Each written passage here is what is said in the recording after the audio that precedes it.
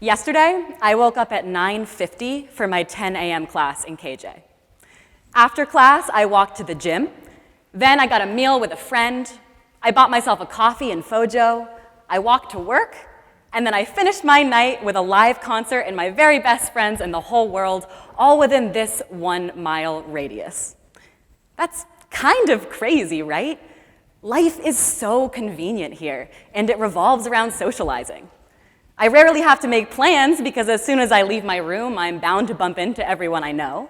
There are 4 dining options within a 5-minute walk of my bed.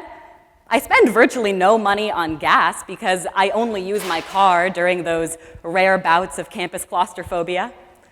Everything and everyone I need is less than 10 minutes away from me on foot. And as I begin thinking about leaving Hamilton, I'm realizing just how important to me that's become. Many Americans harbor nostalgia for their undergrad years, especially Hamilton graduates who rank 23rd in the country for happiest alumni. A major part of this adoration for college, I think, is that this is likely the only time in our lives when we'll live in a completely walkable community. Once we leave here, many of us will go on to live somewhere where you need a car to get just about anywhere. According to the 2017 Census Bureau data, the average American commutes 26 minutes to work. And in New York City, 21% of workers commute over an hour each way. Life becomes less spontaneous and less convenient, and we do a lot less walking. But we shouldn't have to spend tens of thousands in tuition to experience this campus lifestyle. There's a new idea in city planning from French urbanist Carlos Moreno called the 15-minute city. Supporters of the 15-minute city, most notably Mayor of Paris Anne Hidalgo, argue that everyone should have access to the essentials: school, work, grocery store, people, cultural experiences, the hospital, within a 15-minute walk or bike ride from their home. This kind of city is human-centric, with diverse and vibrant communities. And implementing one necessitates reimagining how people spend their time and designing our infrastructure around travel times instead of around available space. So ideally, we spend less time getting from A to B and more time at B. And if we can walk from A to B instead of driving, we might bump into our neighbors and build community along the way. We would also spend more time outside of our homes in communities like this. Research published in the journal Nature found an inverse relationship between the frequency in which we visit a place and the distance of that place from our front door. This seems obvious, right? The closer something is to us, the more often we'll go. But I see this concept play out at Hamilton, and it's huge. Because everything is so convenient, many of us spend very little time in our residence halls. We're bumping into one another in these day-to-day spontaneous ways that allow us to build broad social networks and foster the community that Hamilton prides itself on. The antithesis of the 15-minute city is the sprawling American city or suburb developed after the advent of the car. The classic city-centric car is Los Angeles. In LA, the streets are wide and the highway network is extensive.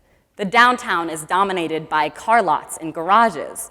3 out of 4 LA workers commute to work. There's traffic, errands are tedious, and almost no one can walk where they need to go. Not only does this quash community, but it limits opportunity as well. New research from Harvard found that there is a direct negative impact from living in a low-density, sprawling community and upward mobility. When they condensed model neighborhoods by 2 times, upward mobility increased by 41%.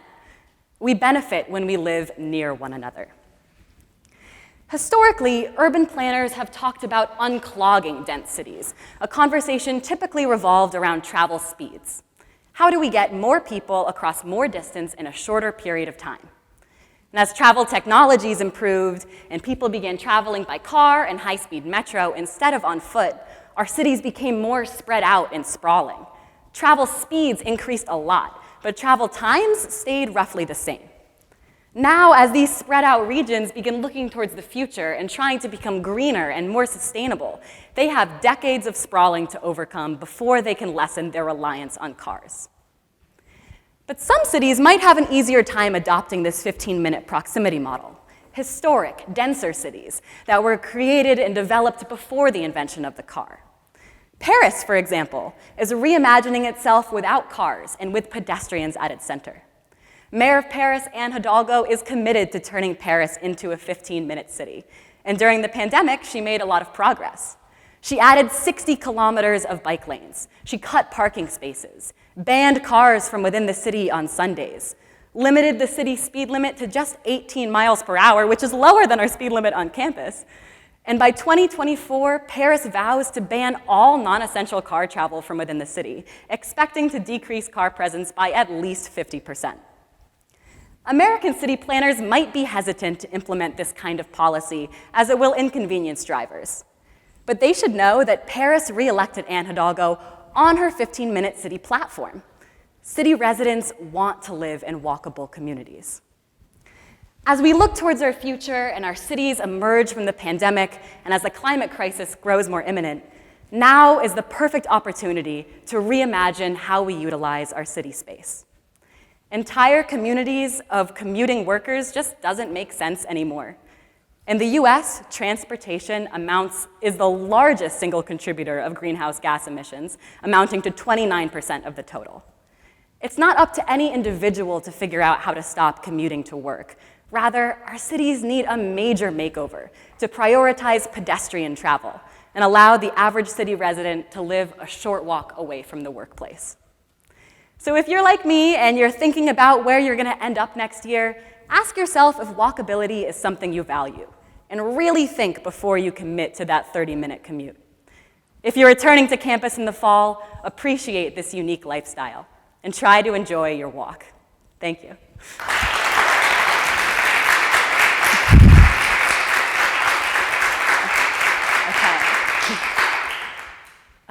So I take 2 questions now from the judges. Yeah?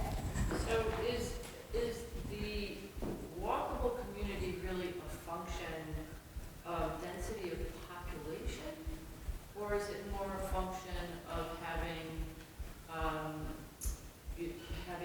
good public transportation options? So so it's kind of a mixture. Ideally, in the 15-minute city. Sorry? Oh, yes. She asked if the 15-minute city is a matter of density of population or if it's about high-quality public transportation. So I'm a big advocate of high-quality public transportation, but ideally within the 15-minute city, you wouldn't have any of that public transportation. It's really just about walking and biking.